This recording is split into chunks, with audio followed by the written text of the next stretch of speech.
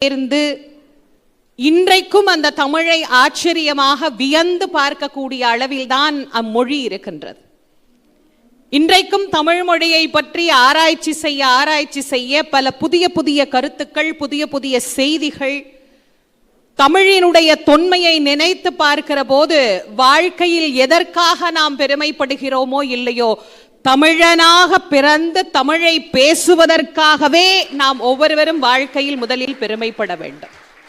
நாம் நயங்களை எங்கிருந்து சிந்திப்பது? என் குருநாதர் மிக அழகாக சொல்வார், கலை நலத்திலே தலை சிறந்தவர் கம்பர், புவி சக்கரவர்த்திகள் போற்றும் கவி சக்கரவர்த்தியாக ஒப்பாரும் மிக்காரும் இன்றி தனிப்பெரும் சிறப்புடன் விளங்கியவர் கம்பர்.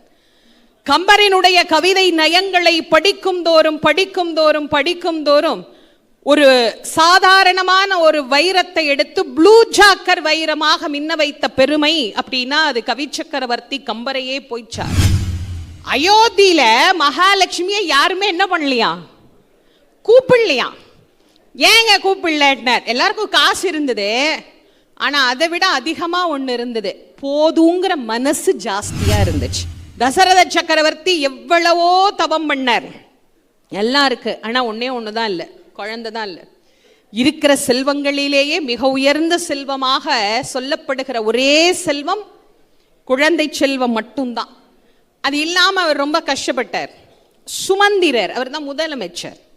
அவர் சொல்றார், மன்னா வருத்தப்படாதீங்க, குழந்தைங்க சரியா படிக்கலைன்னா ஆசான் கிட்ட தான் சொல்லணும். உங்களுக்கு ஏதாவது பிரச்சனைனா உங்களுக்கு ஒரு குருநாதர்னு ஒருத்தர் இருக்கிறார்ல, அவர்கிட்ட போய் சொல்லுங்க, அவர் எல்லாம் பார்த்துக்குவார். ஒரு குல குரு வசிஷ்டர், அவர்கிட்ட போய் சொல்றார். கிடையாது, உங்க அப்பா யார் தெரியுமா? நீ யாருக்கு பிள்ளையா பிறந்திருக்கிறேன்னு தெரியுமா? கொஞ்சமா அதெல்லாம் நீ யோசிக்க மாட்டியா? ஒருத்தனோட சண்டைக்கு போறதுக்கு முன்னாடி இதெல்லாம் நீ யோசிக்கணும்.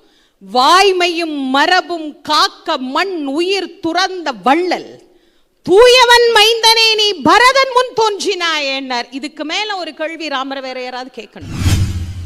எங்கெங்கெல்லாம் நம்மை பண்படுத்த வேண்டும் என்று நினைக்கிறார்களோ அங்கெல்லாம் பண்படுத்திய வரலாறு இந்த ராம வரலாறு. மழை வேண்டும் என்று நினைத்து படித்தால் மழை பெய்யும், குழந்தை வேண்டும் என்று நினைத்து படித்தால் குழந்தை பேறு கிடைக்கும், வறுமை நீங்க வேண்டும் என்று நினைத்து படித்தால் வறுமை நீங்கும். என்ன வேண்டும் என்று கேட்கிறோமோ கேட்டதை கேட்ட வண்ணமே தருகின்ற அற்புதமான இந்த ராம வரலாற்றை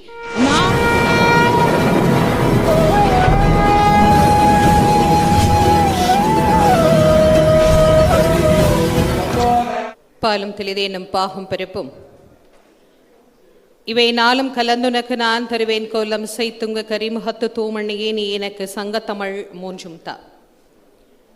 ஞானமே வடிவாகிய ஆதிவயலூர் வள்ளல் பெருமானின் வற்றாத தனிப்பெரும் கருணையினாலும் என் குருநாதர் வள்ளல் வாரியார் சுவாமி அவர்களின் ஆசியினாலும் சீரோடும் சிறப்போடும் நடைபெற்று கொண்டிருக்கின்ற 51வது ஆண்டு கம்பன் கழக விழாவிலே செஞ்சொற்கவி இன்பம் என்கின்ற தலைப்பிலே சந்திப்பதற்கான ஒரு நல்ல வாய்ப்பை வழங்கி இருக்கக்கூடிய இந்த கம்பன் கழகத்தினுடைய தலைவர் அருமை அண்ணன் அவர்களுக்கு என்னுடைய வணக்கத்தையும் அன்பையும் நன்றியையும் முதலிலே தெரிவித்து மகிழ்கின்றேன். தலைப்பில்லாமல் பேசக்கூடாது, குறிக்கோள் இல்லாமல் வாழக்கூடாது. அப்படி குறிக்கோளோடு வாழ்ந்தவர்கள் தானும் வாழ்ந்தார்கள், மற்றவர்களையும் வாழ வைத்தார்கள். அப்படி வாழ்ந்து காட்டியவர்களிலே முதன்மையானவர்கள் என்று சொன்னால் தெய்வ புலவர் திருவள்ளுவர் முதல் என் குருநாதர் வள்ளல் வாரியார் சுவாமிகள் வரை பல பல கோடான கோடி ஞானியர்களும் மேதைகளும் தியாகிகளும் மகான்களும் ஆவார்கள். ஆகவே மனிதர்களினுடைய வாழ்க்கையிலே லட்சியம், குறிக்கோள் என்பதெல்லாம் மிக மிக இன்றியமையாத உன்னதமான சிறப்புக்குரிய ஒரு இன்பமயமான விஷயங்கள். இந்த உலகத்திலே எத்தனையோ மொழிகள் இருந்த போதிலும் மொழிகளுக்கெல்லாம் தலைமையாக தனித்துவம் படைத்த மொழியாக பேச பேச ஆயுளை வளர்க்கின்ற ஒரு அற்புத மொழியாக விளங்கக்கூடியது நம்முடைய அன்னை தமிழ் என்று சொன்னால் அது மிகையல்ல. அந்த அழகிய அற்புதமான தமிழ் மொழியிலே எத்தனையோ சிறப்புகளையும் எத்தனையோ நய உரைகளையும் எத்தனையோ இலக்கிய பண்புகளையும் நாம் கற்று தேர்ந்து இன்றைக்கும் அந்த தமிழை ஆச்சரியமாக வியந்து பார்க்கக்கூடிய அளவில்தான் அம்மொழி இருக்கின்றது. இன்றைக்கும் தமிழ் மொழியை பற்றி ஆராய்ச்சி செய்ய பல புதிய புதிய கருத்துக்கள், புதிய புதிய செய்திகள், தமிழினுடைய தொன்மையை நினைத்து பார்க்கிற போது வாழ்க்கையில் எதற்காக நாம் பெருமைப்படுகிறோமோ இல்லையோ, தமிழனாக பிறந்து தமிழை பேசுவதற்காகவே நாம் ஒவ்வொருவரும் வாழ்க்கையில் முதலில் பெருமைப்பட வேண்டும். நான் ஒரு தமிழன் என்று சொல்லிக் கொள்ளுவதிலே மார்த்தட்டி கொள்ளுகிற அளவுக்கு இந்த மொழியில் என்ன சிறப்பு இருக்கிறது, எவ்வளவோ இருக்கிறது. ஒரு குழந்தை முதலில் பேசி தன் உயிரோடும் உணர்வோடும் கலந்தவர்களை அழைக்கின்ற வார்த்தை அம்மா, அப்பா என்கின்ற வார்த்தை. பிற மொழிகளில் அது வார்த்தை. ஃபாதர் அப்பா, மதர் அம்மா. ஏன் ஃபாதர்? ஃபாதர்னா ஃபாதருங்க. மதர் ஏன் மதர்? மதர்னா மதர். ஆனால் நாங்கள் மட்டும்தான் எல்லாத்துக்கும் அர்த்தம் வச்சிருக்கிறோம். அது என்ன ஆயிப்போச்சு, இப்போ ஒரு மனுஷன் நின்னாலும் நடந்தாலும் பார்த்தாலும் தமிழை மட்டும்தான் அர்த்தம் கண்டுபிடிப்பான். இவன் ஏன் இங்கே நிற்கிறான், இவன் ஏன் இந்த நேரத்தில் சிரிச்சான், இவன் ஏன் அங்கே பார்த்து சிரிச்சான், இதெல்லாம் எங்கேருந்து கற்றுக்கிட்டோம்னா என் மொழியிலிருந்து கற்றுக்கிட்டோம். 3 கால் போட்டு ஒரு பொருளை கண்டுபிடிச்சா அதுக்கு பேர் முக்காலின்னு வச்சோம். அதே 4 கால் வச்சுட்டா அதுக்கு பேர் நாற்காலி. இப்போ ரெண்டும் ஒரே வேலை செய்யும். 3 கால் வச்சுட்டா முக்காலி. எனக்கு என்ன வார்த்தைக்கா பஞ்சம்? எனக்கு நிறைய வார்த்தை இருக்குது, நான் நிறைய வார்த்தை வச்சுக்கிறேன், நான் நிறைய வச்சுக்கிறேன். எல்லாத்துக்கும் பொருள். மதர்னா மதர், ஃபாதர்னா ஃபாதர். தமிழன்ட்ட வந்து கேட்டாங்க, ஏன்பா நீ அம்மான்னு கூப்பிடுற? அம்மான்னா அம்மா தான். ஏன் நீ அப்பான்னு கூப்பிடுற? அப்பான்னா அப்பா தான். நாங்கள் அப்படி சொல்லவே மாட்டோம். ஏன்னா எங்களுக்கு அதுக்கே விளக்கம் சொல்லி 1 வருஷம் தீர்ந்து போயிடும். அவ்வளோ பொருள் வச்சுருக்குறோம். உயிரெழுத்து, மெய்யெழுத்து, உயிர்மெய் எழுத்து. தமிழின் அடிப்படை இதுதான். இந்த அம்மா அப்பா, ஆ இம் மா, ஆ இப்பா. ஒரு உயிரெழுத்து இருக்கு, ஒரு மெய்யெழுத்து இருக்கு, ஒரு உயிர்மெய் எழுத்து இருக்கு. ஒரு குழந்தை ஒருத்தரை சுட்டி காட்டி சொல்லுது, இது அம்மா, இது அப்பா. இந்த 2 பேரில் ஒருத்தர் எனக்கு உயிர் கொடுத்தார், ஒருத்தர் எனக்கு மெய் கொடுத்தார். உயிரும் மெய்யும் சேர்ந்து கொடுத்ததனால் வந்த பிம்பம் நான். உயிர்மெய்யாக நிற்கின்றேன். ஆகவே நன்றி பெருக்கோடு அவர்களை நான் அழைக்கின்ற வார்த்தை அம்மா, அப்பா என்கின்ற வார்த்தை. நான் நன்றிக்கு சொல்றேன்.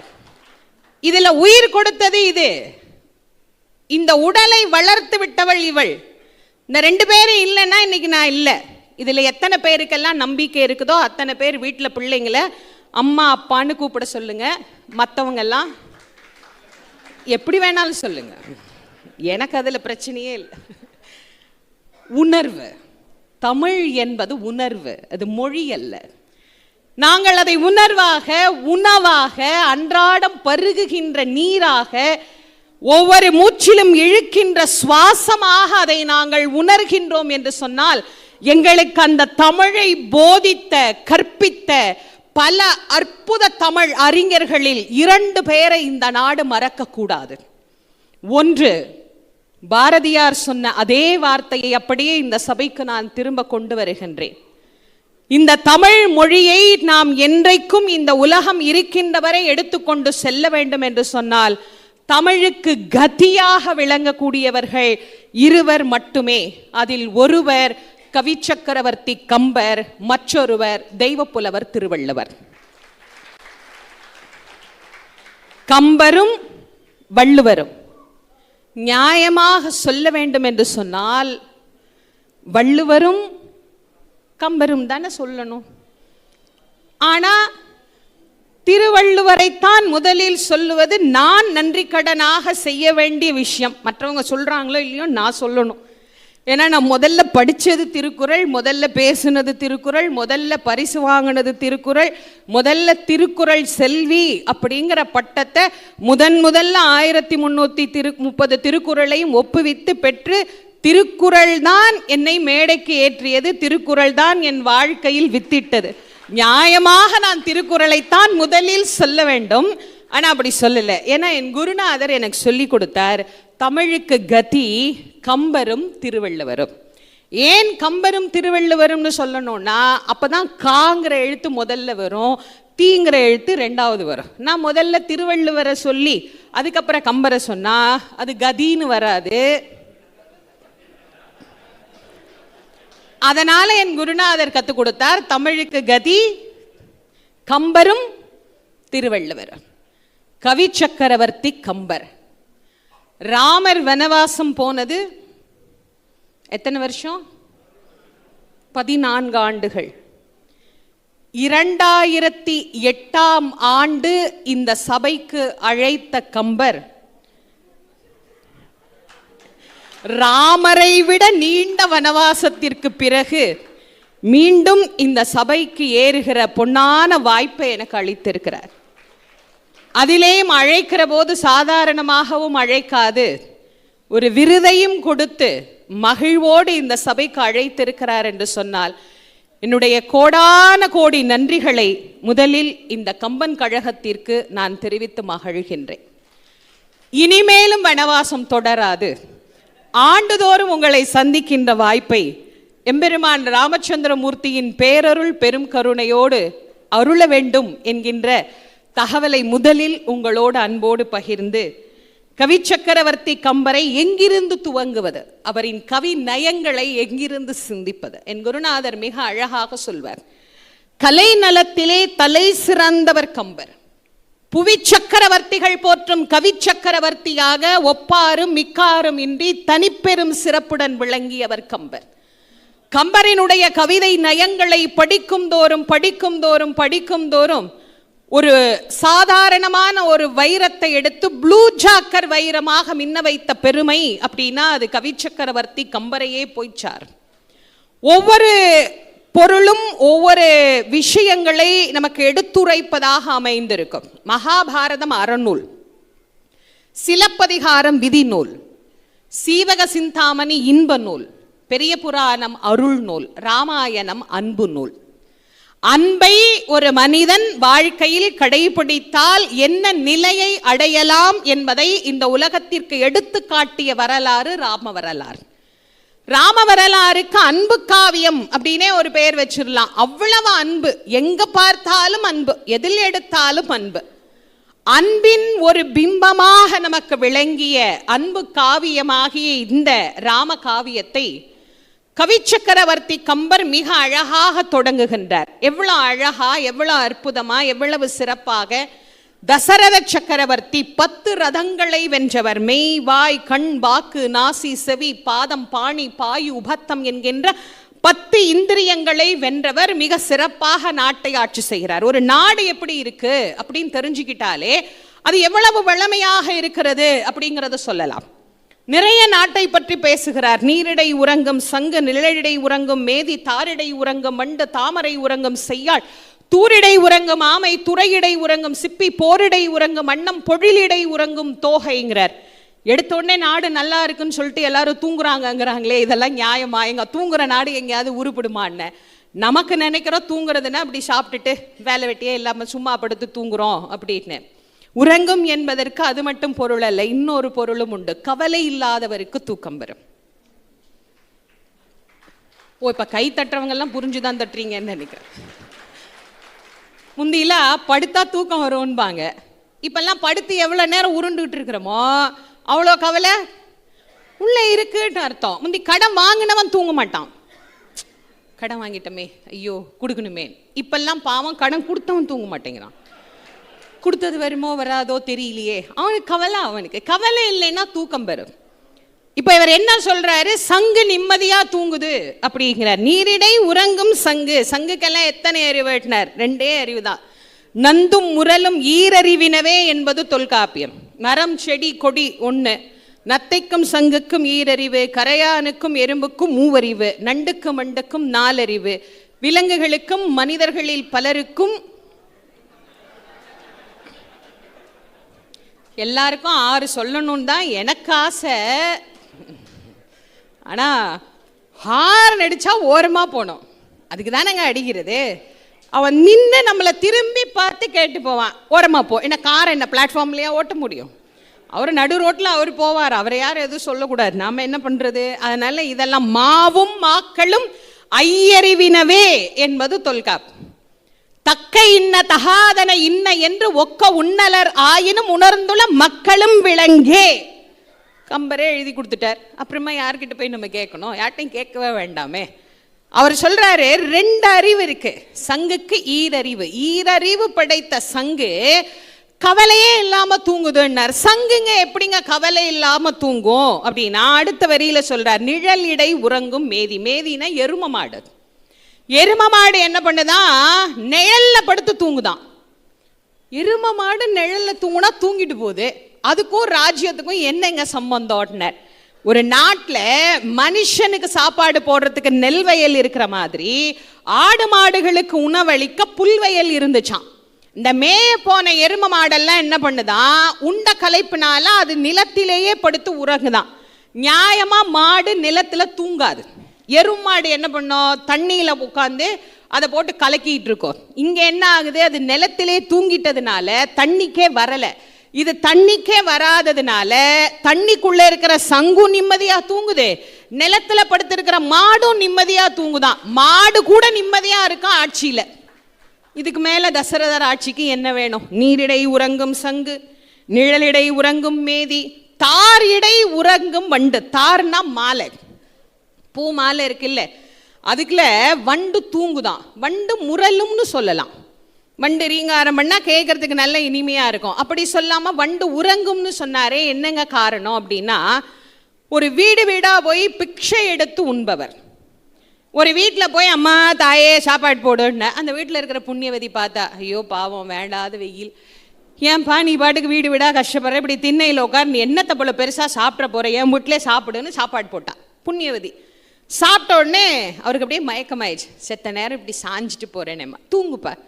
நல்லா படுத்து தூங்கிட்டு வெயில் விட்ட உடனே எந்திரிச்சு போனார்.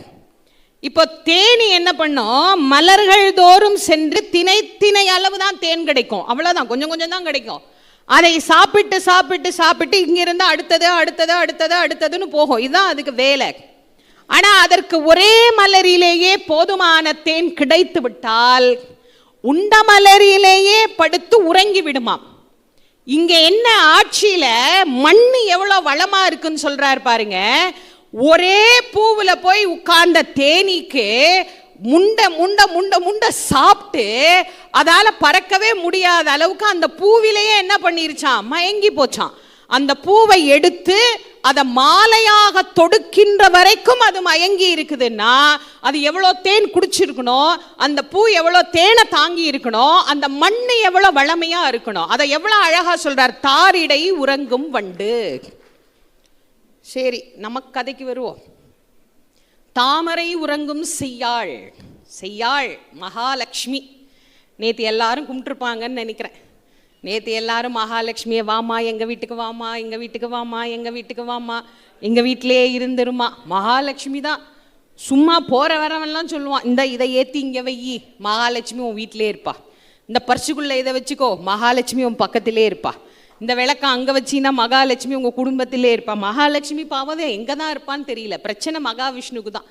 அவர் தான் யோசிக்கணும், எங்கே போய் தேடுறது நம்ம பொண்டாட்டியன்னு தெரியலையே அப்படின்னு. மகாலட்சுமி எல்லாரும் வா வா வா வா வா வான்னு கூப்பிடுறோம்.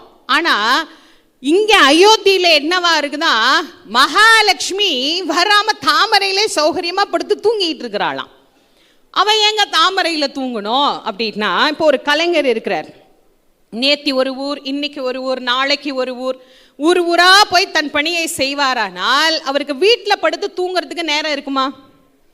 இருக்காது. ஊர் ஊரா சுத்துறது தான் அவருக்கு நேரம் சரியா இருக்கும். ஆனால் ஒரு கலைஞர் வீட்டிலே படுத்து உறங்குகிறார் என்று சொன்னால் வெளி ஊர்ல அவரை யாரும் கூப்பிடலன்னு தானே அர்த்தம்.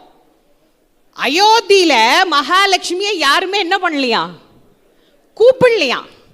ஏங்க கூப்பிடலன்னார்? எல்லாருக்கும் காசு இருந்தது, ஆனா அதை விட அதிகமா ஒண்ணு இருந்தது, போதுங்கிற மனசு ஜாஸ்தியா இருந்துச்சு. இருக்கிறது போதும்பா.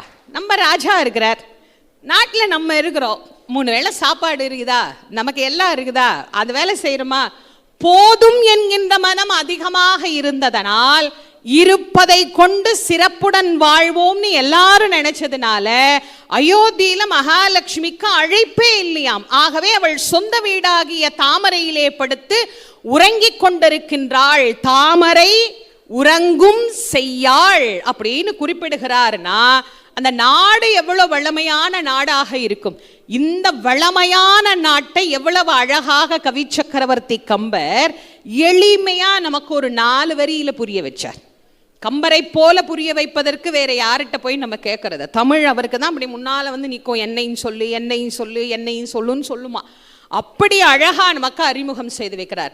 கிட்டத்தட்ட 10,500க்கும் மேற்பட்ட பாடல்களை உடைய இந்த கம்ப ராமாயணத்தை ஒரு 4 வரியில சுருக்கமா மிக அழகாக நமக்கு தந்திருக்கிறார். சேலுண்ட ஒன்கனாரில் திரிகின்ற செங்கால் அன்னம், மாலுண்ட நளினப்பள்ளி வளர்த்திய மழலை பிள்ளை, காலுண்ட சேற்றுமதி கன்றுள்ளி கணைப்பச் சோர்ந்து, பால் உண்டு துகில பச்சை தேரை தாலாட்டும் பண்ணை. இதுக்குள்ள ராமாயணத்தையும் முடிச்சிட்டார். ராமாயணமே முடிஞ்சு போச்சு.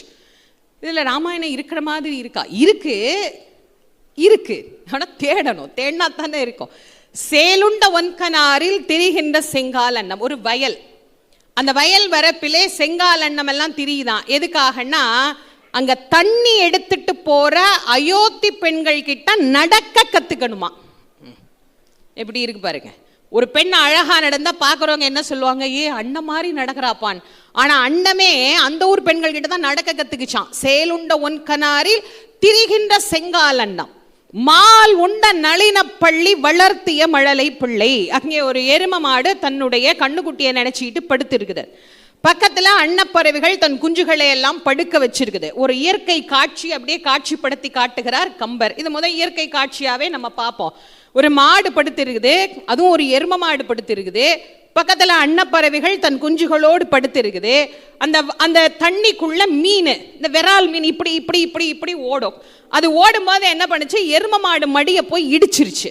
இடிச்சோடனே இந்த மாட்டுக்கு என்ன நினைப்பு, அது தண்ணியில இருக்கிறத மறந்து போய் கொட்டத்துல நிக்கிறோம், கண்ணுக்குட்டி வந்து முட்டுது, பால் கேக்குது அப்படின்னு அது என்ன பண்ணுச்சு, ஒரு 12 படி பாலை குளத்துல சுரந்துருச்சு. அன்னப்பறவைக்கு ரொம்ப சௌகரியம், தன் குஞ்சுகளோடு பாலை எல்லாம் குடிச்சிட்டு சௌகரியமா அது அங்கேயே படுத்திருக்குது. மேலோட்டமான பொருள். கொஞ்சம் உள்ள ஆழமா யோசிச்சு பார்ப்போம். எருமை மாடு நியாயமா யாருக்காக பால் சுரக்கும் அப்படின்னா தன்னுடைய கன்றுக்குட்டிக்காக பால் சுரக்கும்.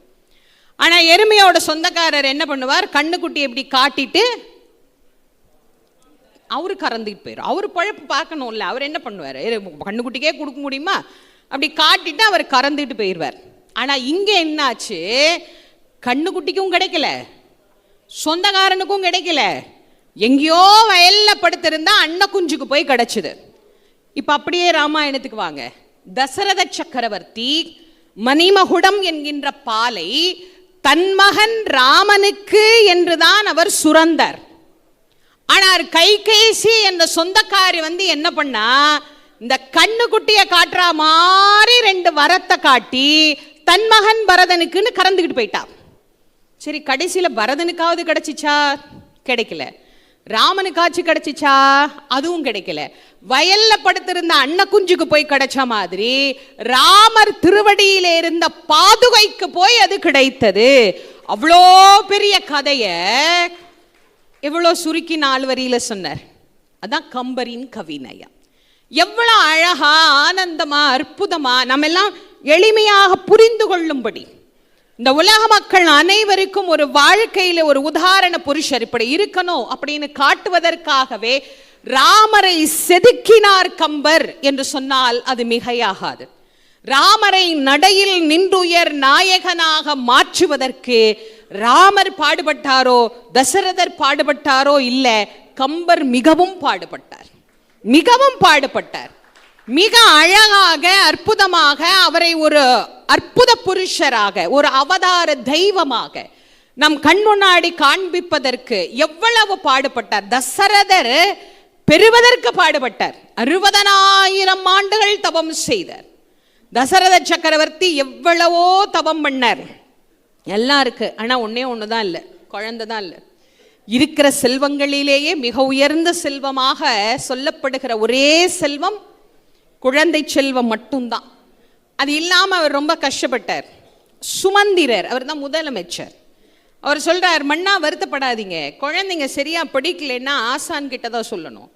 உங்களுக்கு ஏதாவது பிரச்சனைனா உங்களுக்கு ஒரு குருநாதர்னு ஒருத்தர் இருக்கிறார்ல, அவர்கிட்ட போய் சொல்லுங்க, அவர் எல்லாம் பார்த்துக்குவார். ஒரு குல குரு வசிஷ்டர் அவர்கிட்ட போய் சொல்றார், குருநாதா நான் என்ன பாவம் பண்ணேன்னு எனக்கு தெரியலையே, என் வம்சம் அப்படியே வளராம போயிடுமோன்னு எனக்கு பயமா இருக்குதே, இந்த வம்சத்தை வளர்க்கறதுக்கு எனக்கு ஒரு குழந்தை வேணுமே, அதுக்கு காரணம் நாங்களாக இருந்து இந்த வம்சத்தை வளர்க்கணும். ஏன்னா இந்த இஷ்வாகு வம்சம் எவ்வளோ பெரிய வம்சம்னு உங்களுக்கு தான் தெரியும். எனக்கு மட்டுமா நீங்கள் குருநாதர், இந்த வம்சத்துக்கே நீங்க தான் குருநாதர். முதல்ல இதில் நாராயணர் தோன்றினர். அவருக்கு பிறகு பிரம்மா, சூரியன், மனு, இஷ்வாகு, குஷி, வகுஷி, பானன், அனரண்யன், சகரன், பிரிது, திரிசங்கு, அரிச்சந்திரன், துந்துமாரன், யுவனாஸ்வன், மாந்தாதா, சுசந்தி, துருவசந்தி, பரதன், அச்சிதன், சகரன், அசமஞ்சன், அம்சுமான், திலீபன், பகீரதன், ககுத்தன், ரகு, பிரவிருத்தனன், சங்கணன், சுதர்சனன், அக்னிவாணன், சீக்கிரகன், மரு, பெரிசு சுருகன், அம்பரீஷன், நகுஷன், யயாதி, நாபாகன், அஜன், தசரதன் என்று வழி வழியாக வந்த இந்த பாரம்பரியம். இத்தனை பேரும் ராமருக்கு முன்னோர். நீங்க அவன்கிட்ட போய் தாத்தா பேர் என்னன்னு கேளுங்க, கோவிந்தசாமியா கோபாலசாமியா, எங்க அப்பாவை கேட்டு கரெக்டா சொல்றேன் சார், எங்க தாத்தா பேர் என்ன, அந்த நிலைமையில தான் இருக்கு. அவர் சொல்றார், என்று துவங்கிய பரம்பரை இன்று வரை தசரதன் என்று வந்து நிற்கிறது என்று சொன்னால் அதற்கு காரணம் குலகுரு. இப்ப தசரதனுக்கு பின்னாடி ஒண்ணு வரலன்னா அதுக்கு காரணமும் நீங்க தான். இப்ப பிரச்சனை, இவர் வெளியே வந்துட்டார், இவரை உள்ள தள்ளி விட்டுட்டார். இப்ப எனக்கு எப்படியாவது குழந்தை பேரு வேணும்னார். அதற்கு பிறகு புத்திரகாமேஷ்டி யாகம் பண்ணி தவமாய் தவம் இருந்து பெற்ற பிள்ளை. ஒரு வரலாறு என்று சொன்னால் அந்த வரலாறு அந்த காவிய நாயகனையே உயர்த்தி பாட வேண்டும் என்பது நியதி. ஆனால் அந்த நியதியில் இருந்து மாறுபட்ட ஒரு வரலாறு உண்டு என்று சொன்னால் அது கம்பனின் கவிநயம் நிறைந்த ராமகாவியம் மட்டுமே. ராமாயணத்தில் பல இடங்களில் ராமரை விட பரதனை உயர்த்தி பேசியவர் கம்பர். மிக ஆச்சரியமானவர் நல்லாரு. ஒரு தலைவனை விட இன்னொருவரை ஒரு வரலாறு உயர்த்தி பேசுமா என்று சொன்னால் பேசும் என்பதற்கு விதியாக இன்றைக்கும் நமக்கு இருக்கின்ற நூல் அப்படின்னா அது ராமாயணம். எவ்வளவு அழகான உண்மைகளை ஆழ்ந்து படிக்கிற போது ஆங்காங்கே நமக்கு அது விளக்குகின்றது. உலகமே நினைத்து கொண்டிருக்கின்றது, புத்திர பாசத்தினாலே தான் தசரத சக்கரவர்த்தி மாண்டு போனார். ஏன்? ராமரே நினைத்து கொண்டிருக்கின்றார், என்னை பிரிந்த காரணத்தினால் தான் என் தகப்பனார் மாண்டு போனார் என்று. ஆனால் அதை இல்லவே இல்லை என்று மறுக்கின்றார் கவி சக்கரவர்த்தி கம்பர். தன் கவியிலே எவ்வளவு அழகா அதை எடுத்துரைக்கிறார் தெரியுமா? ரொம்ப அழகா சீதையை தேடிக்கொண்டு போகின்றார். சுக்ரீவனுடைய நட்பு கிடைக்கின்றது. ஆஞ்சநேய சுவாமி தான் முதலாக அவரை சந்திக்கின்றார். ஒரு வானரனாக இருந்து வானரப்படைகளை எல்லாம் நடத்தி கொண்டிருப்பவர் தெய்வீகமான இவரை பார்த்த உடனே சுக்ரீவனை எல்லாம் நிப்பாட்டிட்டு நீங்க எல்லாம் இருங்க, நான் மட்டும் போய் இவரை என்ன யாருன்னு விசாரிச்சுட்டு வர்றேன், இவரை பார்த்தா நம்மளை காப்பாற்ற வந்த மாதிரி தெரியுதுன்னு நேரம் அங்கேருந்து ஓடி வந்து அவர் காலில் விழுந்தார். அவர் அப்பா நீ யாருன்னார். யாருன்னு கேட்டால் சொல்லணும். இந்த காலத்து பிள்ளைங்கள்ட்ட எல்லாம் நீ யாருன்னு கேட்டால் அது நம்மள்ட்ட ஒரு 4 கேள்வி கேட்கும். நீங்கள் யார், எதுக்கு என் பேர் கேட்குறீங்க, உங்கள் பேர் என்னன்னு சொல்லுங்கள், அப்புறம் என் பேரை சொல்கிறதா வேணாமா நான் யோசிக்கிறேன், நிறைய கேள்வி கேட்கும். ஆனால் அவர் கேட்ட உடனே சொன்னார், சுவாமி எங்கள் அப்பா வாயுதேவன், எங்கள் அம்மா அஞ்சனாதேவி, இருவருக்கும் மகனாக வந்து அவதாரம் செய்தேன். மஞ்சன திரண்ட கோல மேனிய மகளிர்க்கெல்லாம் நஞ்சனத்தகையவாகி நளிர்விடும் பணிக்கு தேம்பார் கஞ்சமுத்தனைய செய்ய கண்ணா, யான் காற்றின் வேந்தற்கு அஞ்சனை வகிற்றில் வந்தேன், நாமமும் அனுமன் என்றார். இப்போ நீங்கள் யாருன்னு கேட்கணும். ரொம்ப பெரியவங்களை போய் நீங்கள் யாருன்னு கேட்கலாமா? மரியாதை குறைஞ்சு போயிடும். வேற யாரை கேட்கறது? பக்கத்தில் இருக்கிறவர்கிட்ட கேட்கணும். பக்கத்தில் வந்தவர் யாரு? அவர் கூடவே வந்தவர். அவர்கிட்டே போய் கேட்க முடியுமா? லக்ஷ்மணர் தான் நிற்கிறார், வேற யாரும் இல்லை. அவர்கிட்ட போய் கேட்க முடியுமா? அவர்கிட்டையும் கேட்க முடியாது. இப்போ இவர் எப்படி கேட்கணும்? பேசுவதில் பேராற்றல் படைத்தவர், சொல்லின் செல்வர் என்கின்ற பட்டத்தை ராமரிடம் இருந்தே பெற்றவர் ஆஞ்சநேயர். அவர் கேட்கிறார், நான் போய் எங்க எஜமானனை கூட்டிட்டு வரேன். ஓ அப்ப நீ முதலாளி இல்லையா? நான் வேலைக்காரன், சும்மா நான் வேலை செய்யறேன். அவர் வேலைக்காரன், அவர் முதலமைச்சர், அவர் அதெல்லாம் சொல்லிக்கல. நான் சும்மா வேலை செய்யறேன், நான் சும்மா வேலைக்காரன், நான் போய் எங்க எஜமான் இருக்கிறார், எங்க எஜமானை கூட்டிட்டு வரேன். யாரென அழைப்பதாக என் எஜமானை அழைப்பதுன்னு கேட்டார். என்ன ஒரு அழகான வார்த்தை பாருங்க. யாரென விளம்புவேன் எம் குலத்த அரசர்க்கு உண்மை. வீரநீர் பணித்தீர் என்றான் மெய்மையின் வேள்வி போ. பார்த்ததும் தெரிஞ்சுதான் உண்மையின் சுரூபம் இவர் தான் அப்படின்னு கண்டுபிடிச்சிட்டார். யாரு கூப்பிடுறதா? நான் போய் என் முதலாளியை கூப்பிட்டோம். உடனே ராமர் சிரிச்சிட்டே சொன்னாரா, லக்ஷ்மணா இந்த மாதிரி பேசுற பையனை நான் பார்த்ததே இல்லையேப்பா, என்ன அழகா பேசுறான் பாரு, இவன் நல்லா பேசுறான்ப்பா, நம்ம யாருங்கிறத கேட்கிறான். லக்ஷ்மணர் கேட்டா, ஓ அப்படியா இருந்தோ நான் சொல்றேனே, தசரத சக்கரவர்த்தி தெரியுமா, ரொம்ப நல்லவர், இருக்கிற வரி உயர்த்த மாட்டார், புது வரி போட மாட்டார், கோயில் பணங்கள்ல ரொம்ப அக்கறையா இருப்பார், மக்கள் மீது வரி செலுத்தாது இருப்பார், மக்களை காப்பாற்றுவதற்காகவே பாடுபடுவார், எங்களுக்கு நல்லா தெரியுமே. அதே தசரதர் தான். அன்னவர் மைந்தனாவே, அன்னைதன் ஏவலாலே, அப்பா ஒன்னும் சொல்லல, எங்க அம்மா தான் துரத்தி விட்டுட்டா, அன்னைதன் ஏவலாலே தம்முடைய உரிமை செல்வன் தம்பிக்கு தகமை நல்கி அப்படியே கொடுத்துட்டு வந்துட்டார். நன்னெடும் காணம் சேர்ந்தான் நாமமும் ராமன் என்றான். இந்நெடும் சிலைவலானுக்கு ஏவல் செய் அடியேன் நானே. அவர் எவ்வளவு அடக்கம் பாருங்க. இவர் அடங்கி சொன்னார், அவர் குழி தோண்டி உள்ள உட்கார்ந்தே சொல்லிட்டார், நான் ஒரு கூட பிறந்த தம்பிங்க, பதவி இருந்தா உறவு தானா வரும். அவர் சக்கரவர்த்தி திருமகன் தான், ஆனாலும் அவர் சொல்லிக்கல, இவருக்கு நான் வேலைக்காரன். ஏன்னா அம்மா சொல்லி அனுப்புனா, நீ தம்பி எல்லாம் போவாத, நீ வேலைக்காரனா போ பின்னாடின்னா. அதை இங்க நிரூபிக்கிறார் அவர். இவருக்கு நான் வேலைக்காரன். இவர் தெரிஞ்சுக்கிட்டார், ரெண்டும் ஒரே அச்சு தான், பார்த்தா தெரியுது இவரா வேலைக்காரன். குதிக்கிறார், வேகமா ஓடுறார், நேரா போய் வாலிட்ட. ராமர் வந்தாருன்னா அவருக்கு என்ன தெரியவா போகுது? தசரதர் மைந்தன் வந்தான், போடா, நானே வாலி எப்படா வருவான், நம்மளை எப்படா கொல்லுவான்னு பயந்துகிட்டு, இந்த வாலி சுக்ரீவன் பிரச்சனை பெரிய பிரச்சனை, இது எப்படா தீருன்னு உலகமே எதிர்பார்க்குற அளவுக்கு ரெண்டு பேரும் சண்டையில் உட்காந்து இருக்கிறோம். யார் வந்தா எனக்கு என்ன, சுக்ரீவன் என்ன அதுதான், யார் வந்தா எனக்கு என்ன, அவனே பாவம் ஒளிஞ்சிட்டு ஒரு குகைக்குள்ள உட்கார்ந்து இருக்கிற. அனுமன் வேகமா போனார், சுக்ரீவனை பார்த்தார், ஆஞ்சநேயர் முகம் மலர்ந்து இருக்கு, சந்தோஷமா இருக்கு. சுக்ரீவன் அப்படியே சோர்ந்து போய் உட்கார்ந்து இருக்கிறார். சுக்ரீவா வெளியே வா. அவரு, நான் வரல, நீ வாயே, உனக்கு ஒன்று சொல்றேன், இங்க வா. இல்ல இல்ல நீ உள்ள வா. அட வா. யார் வந்திருக்கா தெரியுமா? யாரு? வாலிக்கு காலன் வந்திருக்கிறான். உனக்கு அப்படியே தைரியமாயிடுச்சு, ஆஹா எங்க அண்ணனை கொல்ல உலகத்துல ஆளே இல்லைன்னு நினைச்சிட்டு இருந்தேன், கொல்றதுக்கு ஒரு ஆள் வந்திருக்கிறான்னு அவனுக்கு அப்படியே உள்ளமெல்லாம் பூரிச்சு சந்தோஷமா வெளியே வந்த. ஆஞ்சநேயா என்ன சொல்றீங்க? ஆமா ஆமா, வாலிக்கு காலன் வந்த நன்னார், வா வா வா வான்னு பிடிச்சி இழுத்துட்டு வந்தார். இருவரின் நட்பு. அவர் சொல்றார், நீ எனக்கு உடன் பிறந்த சகோதரன், நாங்கள் எல்லாம், அது பெரிய கதை, ஏற்கனவே நீங்கள்லாம் நிறைய கேட்டிருப்பீங்க.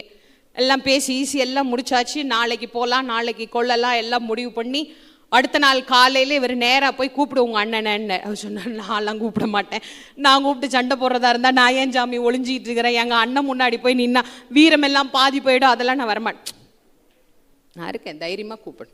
அப்போ நீங்கள் வாங்க, எனக்கு அவனுக்கும் நேரடியாக எந்த பகையும் இல்லை, அதனால நான் இங்கே தான் இருக்கிறேன், நீ போ, நீ நான் பின்னால் இருந்தால் உனக்கு உதவுறேன், நீ போ.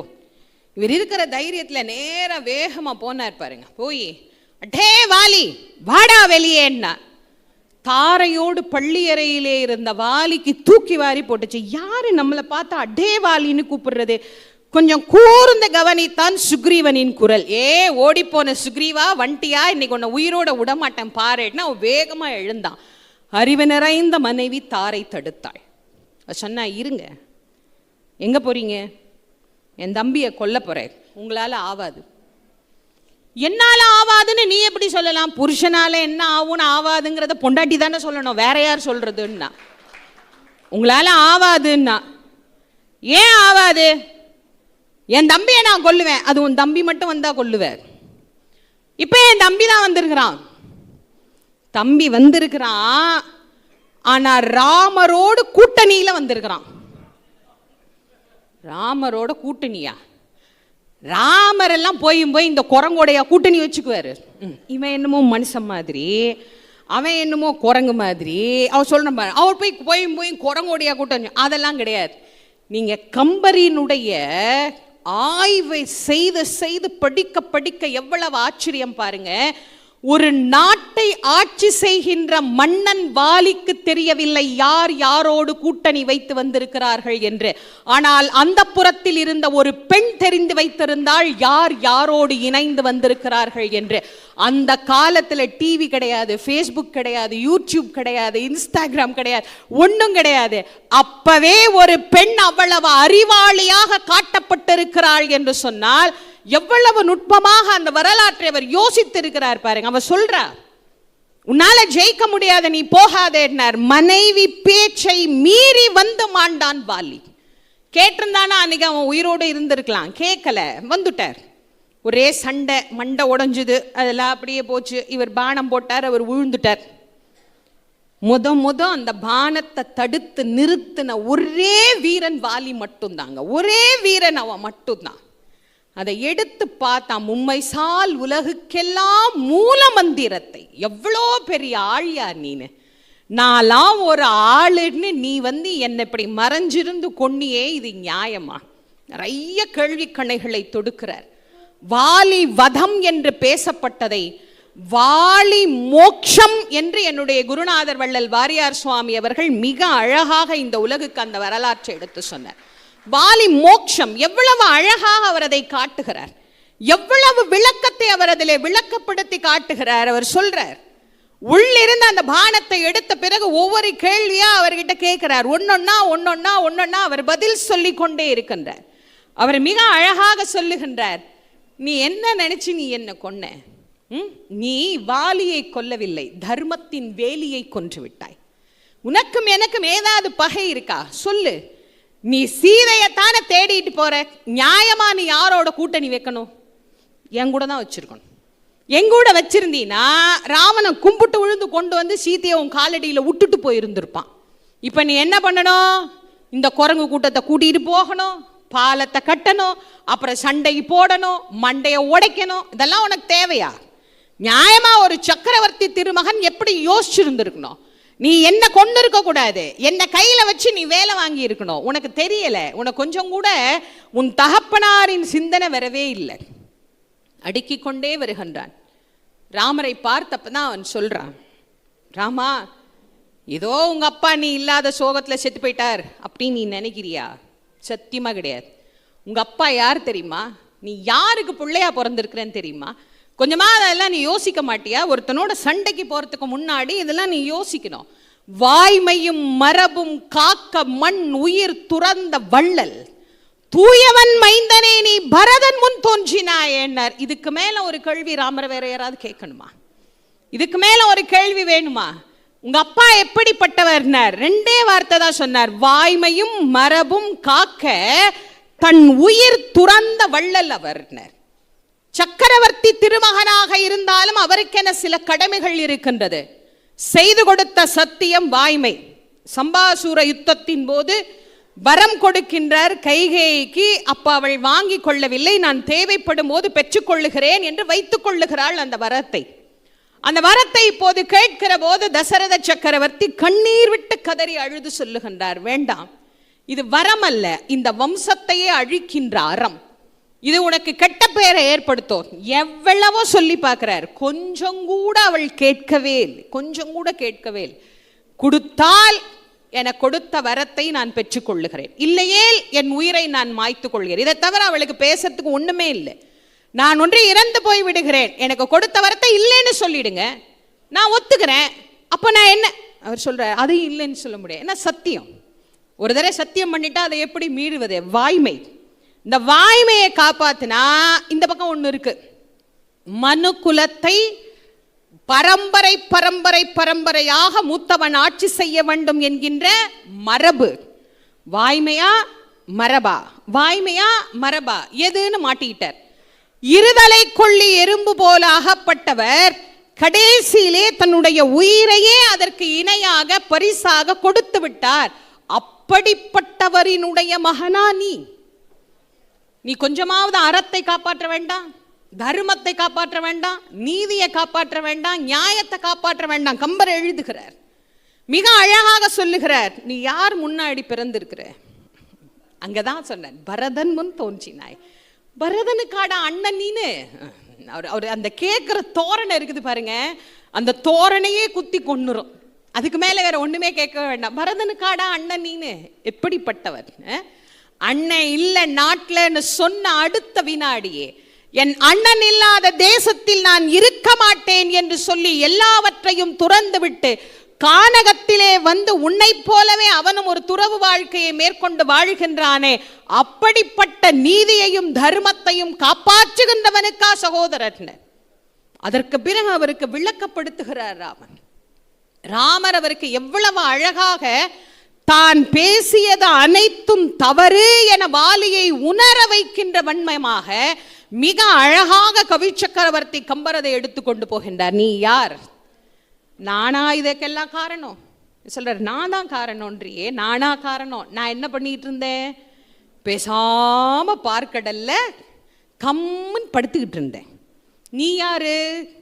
தேவேந்திரனுக்கெல்லாம் தலைவன் தேவேந்திரன், தேவர்களுக்கெல்லாம் தலைவன் தேவேந்திரன் என்ற பெயர் பெற்றவன் நீ தான் அங்கே இருந்து வந்து என்கிட்ட என்ன சொன்ன? பெருமாளே பெருமாளே, இந்த ராவணன் தொல்லை எங்களால் தாங்க முடியல, அதனால தயவு பண்ணி எங்களை காப்பாற்றணும் அப்படின்னு கூப்பிட்டது யாரு?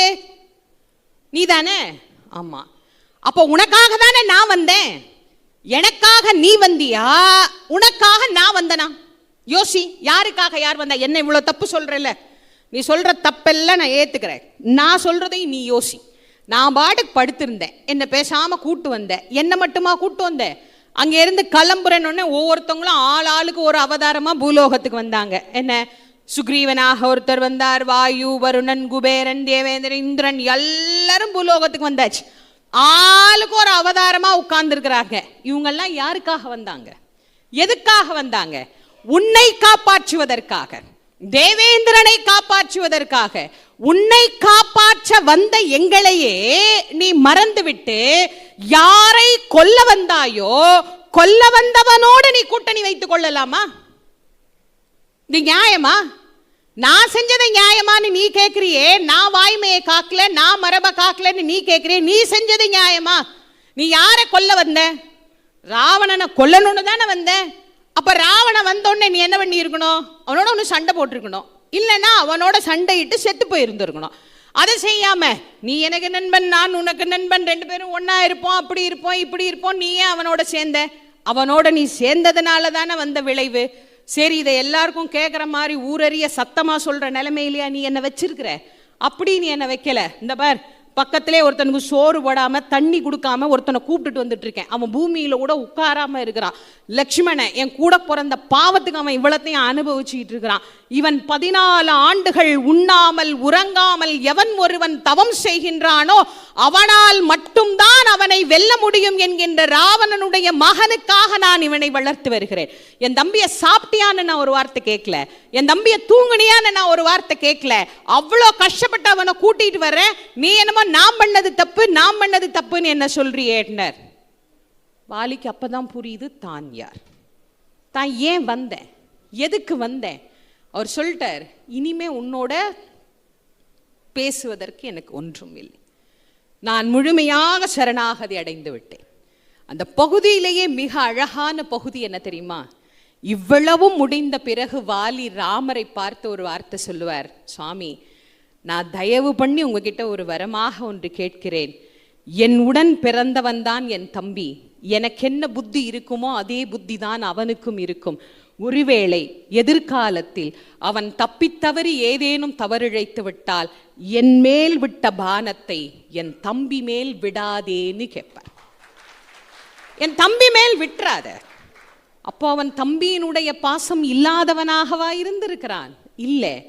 காலச்சூழல், ஒரு அமைப்பு, ஒரு குடும்பம், ஒரு நாடு எப்படி இருக்கும் என்பதை அப்படியே தத்துரூபமாக படம் பிடித்து நமக்கு காட்டுகிறது என்று சொன்னால் அந்த காட்சியும் அந்த வாழ்க்கையும் நம்மோடு இணைந்த ஒன்று, நம்மோடு இணைந்த ஒன்று. ராமகாவியம் ஒவ்வொருவரோடும் இணைந்த காவியம், ஒவ்வொருவருடைய வாழ்விலேயும் இணைந்திருக்கிற காவியம். அதனால் தான் அந்த காவியத்தை நாம் படிக்கிற போது அன்பு நெக்குருகி நெக்குருகி நெக்குருகி நாம் உருகி உருகி உருகி உருகி படிக்கின்ற கால்.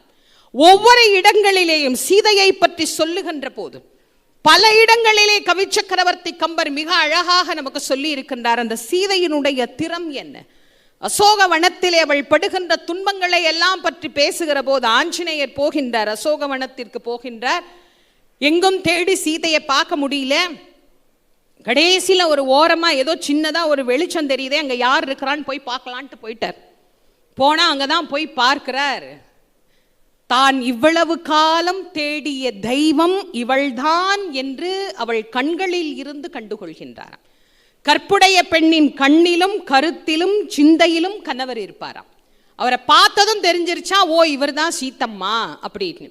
எப்படி போய் பேசுறது, சுத்தி ஒரே அரக்கிகள். மோகன மந்திரத்தை சொன்னார், எல்லாரும் மயங்கின உடனே சீதை அவ்வளவு நாள் பொறுமையாக இருந்தவள் இனிமேல் தனக்கு இப்படி ஒரு வாய்ப்பு கிடைக்காது என்று மானையன் கொடியினாலே தன்னுடைய கழுத்திலே சுருக்கிட்டு கொண்டு ராமநாமத்தை ஓதும் அவல நிலையை பார்க்கிறார். அஞ்சினார், திடுக்கிட்டார். வெண்ணெய் திரண்டு வரும்போது தாழி உடைந்த கதையாயிற்றே, அன்னையை போய் நான் தொடவும் முடியாது, என்ன செய்தால் தாயின் உயிர் பிழைக்கும் என்று ராம் ஷாம் ராம் ராம்னு ராமனுடைய நாமத்தை சொல்கிறார். அப்பதான் அவர் யோசிக்கிறார், இந்த இடத்துல ஐயனின் நாமத்தை சொல்பவர் யார் அப்படின்னு. அவர் முன்னாடி போய் இவர் நிற்கிறார். ஆனாலும் அம்மாவுக்கு ஒரே சந்தேகம் தான், ஏன்னா அடிக்கடி இப்படி பல மாயா ரூபங்களை அவர் பார்த்துடுறாருல்ல, அதனால அவருக்கு நம்புவதற்கு யோசனையா இருக்கு. இவர் போனது மணங்கி சொன்னார், அம்மா தங்களின் பிரிவுக்கு பிறகு நட்பு கொண்ட குரங்குகளுக்கெல்லாம் அரசனாகிய சுக்ரீவனின் அமைச்சன் நான், வாயுதேவனின் மைந்தன் நான், அனுமன் என்பது என்னுடைய பெயர் தாயே. தாங்கள் வேண்டாம் என்று கிழட்டி எறிந்த அணிகலன்களை எல்லாம் கண்டு ராமருக்கு உயிர் நிலைத்து நிற்கிறது. தாங்கள் வேண்டும் என்று வைத்துக் கொண்ட திருமாங்கல்யத்தை வேண்டாம் என்று கிழட்டி எறிந்த அணிகலன்கள் காப்பாற்றியது என்று கூறிய சொற்திறன் போற்றுதற்குரியது. நீங்க அதுல பாத்தீங்கன்னா, கானகத்தில் இருக்கும்போது சீத்தம்மாவுக்கு அந்த அணிகலன்கள் எல்லாம் இருக்கும். அந்த அணிகலன்கள் எல்லாம் அவர் மேல விமானத்தில் வரும்போது கழட்டி போட்டார். அதெல்லாம் இந்த குரங்கு கூட்டம் எல்லாம் என்ன பண்ணுச்சு, எல்லாத்தையும் பொறுக்கி கொண்டு போய் சுக்ரீவன்ட்ட கொடுத்து, இதெல்லாம் என்னன்னே தெரியல, இதை எங்க மாட்டுறதுன்னு தெரியலன்னு வச்சிருந்ததுங்க. இவர் வந்தப்போ அவர் காட்டினாரா, ஒவ்வொரு பொருளா எடுத்து காட்டுறாரு. இது சீதை இதா, தம்பி லக்ஷ்மணா இது சீதை இதா, அண்ணா தெரியாது. எப்ப நல்லா பாரு, இந்த வைர வளை உங்க அண்ணி தான், அண்ணா தெரியாது. எப்ப அந்த கழுத்துல நீர ஆரம் உங்க அண்ணி தான், அண்ணா தெரியாது. தம்பி இந்த காதுல போடுற வைர குண்டலம் உங்க அண்ணி தான், அண்ணா தெரியாது. இந்த காலில் போற காலாழி உங்க அண்ணி தானா, பார்த்து சொல்ல. ஆமா இது எங்க அண்ணி தான்னார். ஏன்பா இவ்வளோ உனக்கு அடையாளம் தெரியல, இது மட்டும் எப்படி தெரிஞ்சிச்சுன்னு ஒரு குரங்கு. அவர் சொன்னாரு, இத்தனை ஆண்டுகள் என் அண்ணிக்கு நான் பாத பூஜை செய்கின்ற போது அந்த பாதத்தை தவிர ஒரு அடி நிமிர்ந்து நான் பார்த்ததில்லை. அந்த அணிகலன்களை எல்லாம் இப்ப கழட்டி போட்டாரா, அதெல்லாம் பார்த்து ராமருக்கு உயிர் நிலைச்சிருக்காமா. நீ வேணும்னு வச்சுக்கிட்ட திருமாங்கல்யத்தை வேணாம்னு கழட்டி போட்ட அணிகலன்கள் காப்பாற்றியது என்றவர் கூறிய சொற்திறன் போற்றுதற்கு. வில்லாற்றல் ராமருக்குன்னா சொல்லாற்றல் அனுமருக்குத்தான். அனுமார் கூறிய அடையாளங்களை எல்லாம் 4000 திவ்ய பிரபந்தம் என்கின்ற நூலிலே பெரியாழ்வார் மிக அழகாக நமக்கு எடுத்துரைக்கிறார்.